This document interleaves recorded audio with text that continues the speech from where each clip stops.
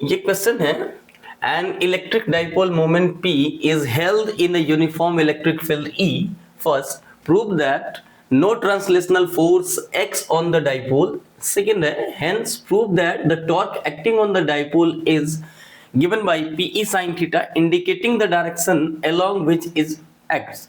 Third है, how much work is required in turning the electric dipole from the position of most stable equilibrium to the position of most unstable equilibrium. तो ये आपने electrical torque पढ़ा है, ठीक है, और ये इलेक्ट्रिक डाइपोल मोमेंट आप जानते हो। अगर आपको थोड़ी प्रॉब्लम है तो मैंने आपके लिए ये क्वेश्चन किया है। ये 5 मार्कर क्वेश्चन है, सीबीएसई की PYQ है, ठीक है। तो आप अगर इसको देखते हो तो आपने जो प्रिपरेशन की है उसमें ये वैल्यू एडिशन ही करेगा, ठीक है। मैं आपका बहुत ज़्यादा टाइम नहीं लूँगा, ठीक है। आप इसे देखो और ये आप साथ साथ करने की प्रैक्टिस करो, तो ये आपको फिजिक्स में एक अच्छा स्कोर दिला सकता है, ठीक है। तो मैंने ये पहला क्या पूछ रहे हैं, ये पूछ रहे हैं कि prove that no translational force act on the dipole. तो मैंने यहाँ आपके लिए electric field, uniform electric field खींची है लेफ्ट टू राइट। ये ई फील्ड है, ठीक है। ये मान लो आपकी यूनिफॉर्म है, 2 चार्ज है, एक माइनस क्यू बी पॉइंट पे और एक प्लस क्यू ए पॉइंट पे, ठीक है। तो ये आप जानते हो ये एक डाइपोल बनाता है, इलेक्ट्रिक डाइपोल बनाता है, ठीक है। इसकी जो लेंथ है वो 2a है, ठीक है। और ये वेक्टर ई यानी इलेक्ट्रिक फील्ड इंटेंसिटी से ये एंगल थीटा बनाता है, ठीक है। तो आप जानते हो कि माइनस जो चार्ज है क्यू और ये प्लस चार्ज है, तो यहाँ पे एक डाइपोल मोमेंट होता है जो नेगेटिव टू पॉजिटिव पॉइंट करता है और आप उसको पी वेक्टर से लिखते हो, जो मैंने यहाँ पे दिखाई है। और आपके लिए मैंने ये इलेक्ट्रिक फील्ड खींच दी है और ये डाइपोल, इलेक्ट्रिक डाइपोल मोमेंट खींची है पी वेक्टर, इनके बीच की एंगल जो मैंने माना है थीटा यहाँ पे दिखाई है। तो आप यहाँ से ये पी क्रॉस ई फाइंड आउट करोगे तो यही इलेक्ट्रिक टॉर्क होती है, ठीक है। यानी जो पहला इन्होंने पूछा है कि prove that no translational force act on the dipole, तो उसके लिए आपने लिखना है यहाँ पे। ये फिगर आपको समझ में आ गई, ठीक है। किसी को प्रॉब्लम है?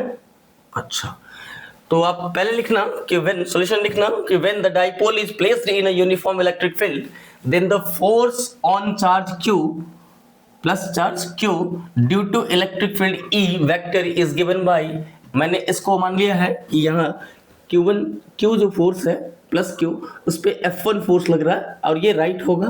क्यों? क्योंकि आप जानते हो इलेक्ट्रिक फील्ड इंटेंसिटी E लिखते हो आप तो क्या लिखते हो, F अपॉन Q लिखते हो, ठीक है। तो अगर मेरा यहाँ पे E इक्वल टू मैंने लिखा है F1 vector upon Q vector लिखूँ मैं यहाँ पे, तो ये आपका फोर्स F1 क्या आएगा, ये आ जाएगा Q टाइम्स वेक्टर E आ जाएगा, ठीक है। तो ये क्या दिखा रहा है, फोर्स F1 जो है वो इलेक्ट्रिक फील्ड इंटेंसिटी के डायरेक्शन में होगा, ठीक। वैसा ही इस बी पॉइंट पे माइनस चार्ज है तो आप ऐसा ही लिखोगे यहाँ पे E इक्वल टू, इसके लिए लिखोगे F2 upon minus of Q। तो आप देखो यहाँ पे F2 इक्वल टू क्या आ जाएगा, यहाँ से F2 equal to minus Q times E आ जाएगा।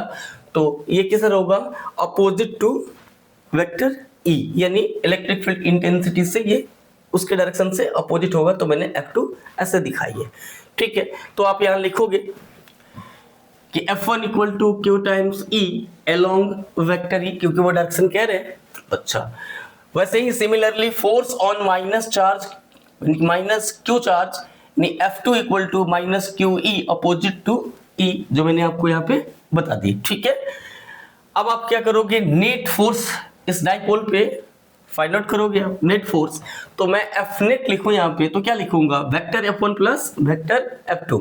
ये वेक्टर इक्वेशन है, यानी आप फोर्स वेक्टर क्वांटिटी है तो वो क्या कैसे जुड़ेगा, वेक्टोरियल ये जुड़ेगा, ठीक है। तो इसलिए मैंने यहाँ पे F वेक्टर लिखा, F नेट वेक्टर लिखा और यहाँ पे F1 vector plus F2 vector.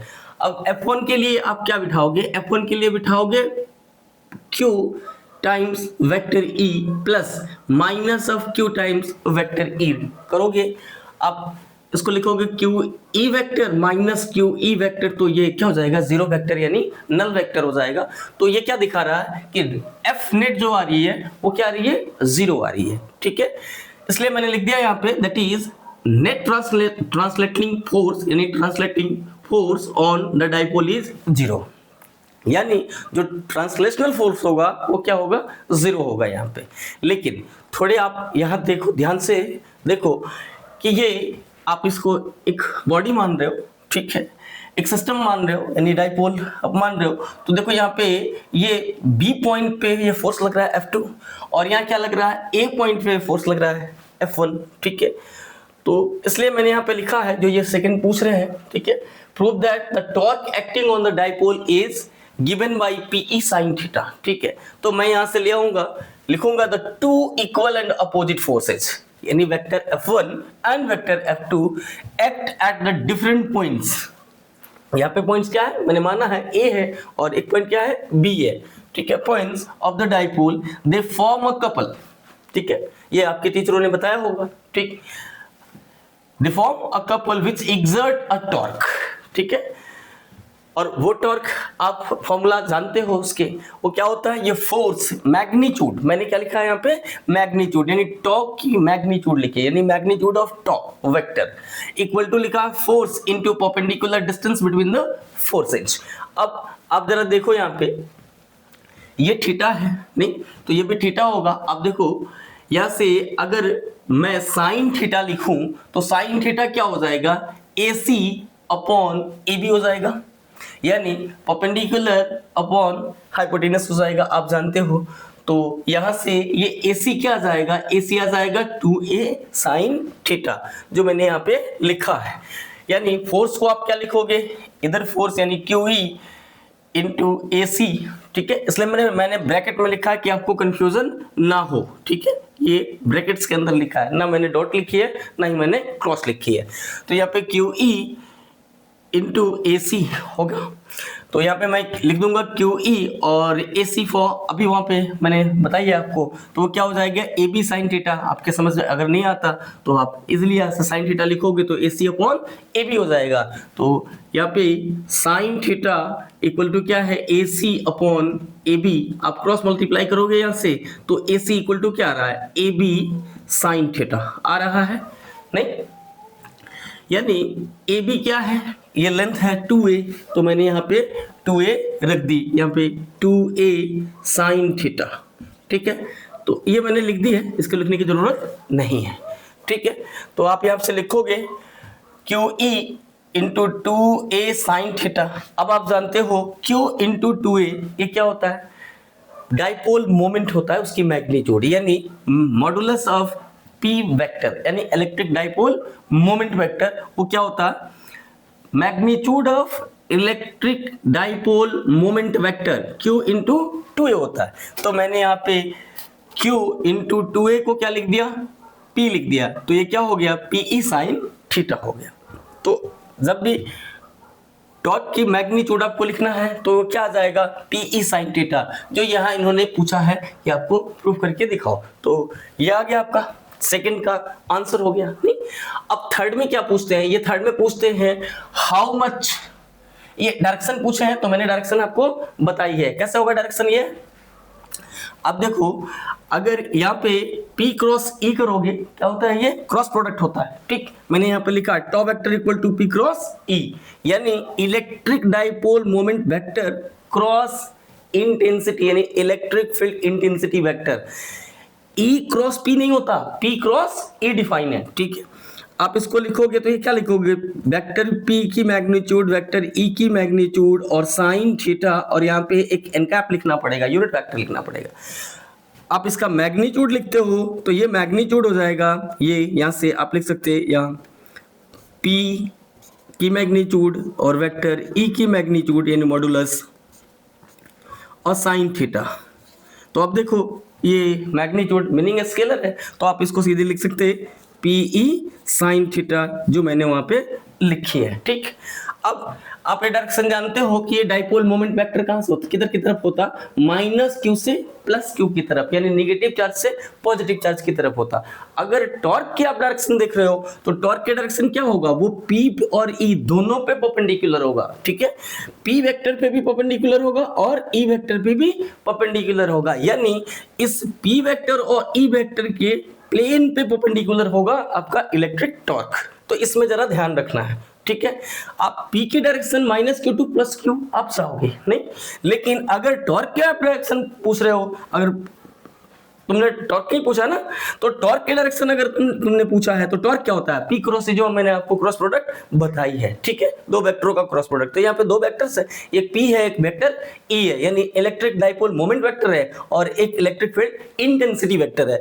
तो मैंने यहाँ पे लिख दी इसकी मैग्नीट्यूड। अगर आप डायरेक्शन चाहते हो तो एन कैप लेके लिखना पड़ेगा इसमें, जो उन्होंने पूछा नहीं है। ठीक है, उन्होंने वो सीधे पूछ रहे हैं कि indicating the direction along which act p sin theta। तो p sin theta मैंने बता दिया पे कि किसके होगा, इनके प्लेन के परपेंडिकुलर होगा। ठीक है, बढ़िया।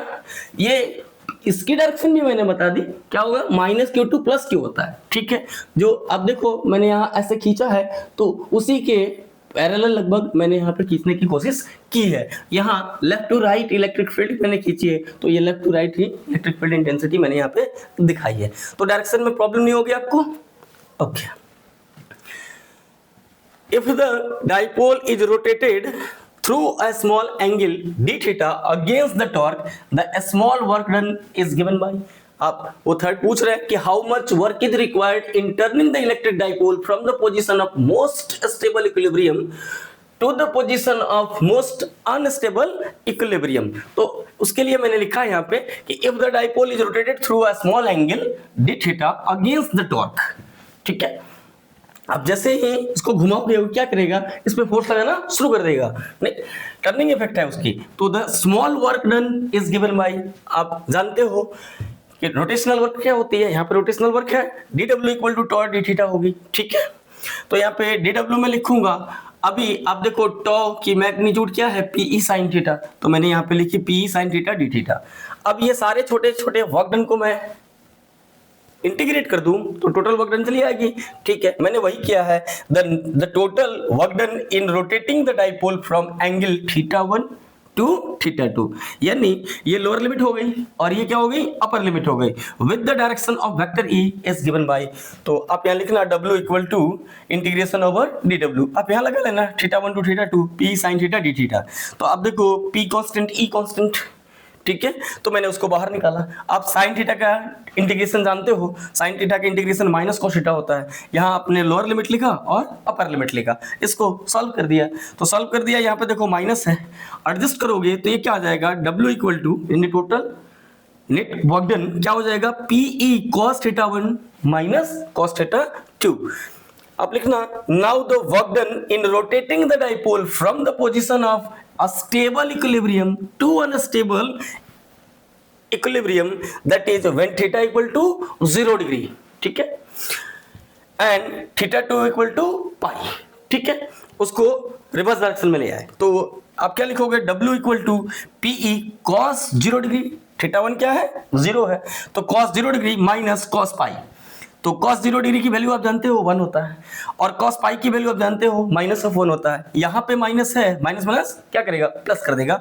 तो ये क्या हो गया, w इक्वल टू 2pe यानी ट्वाइस pe आपका वर्क डन चलाया।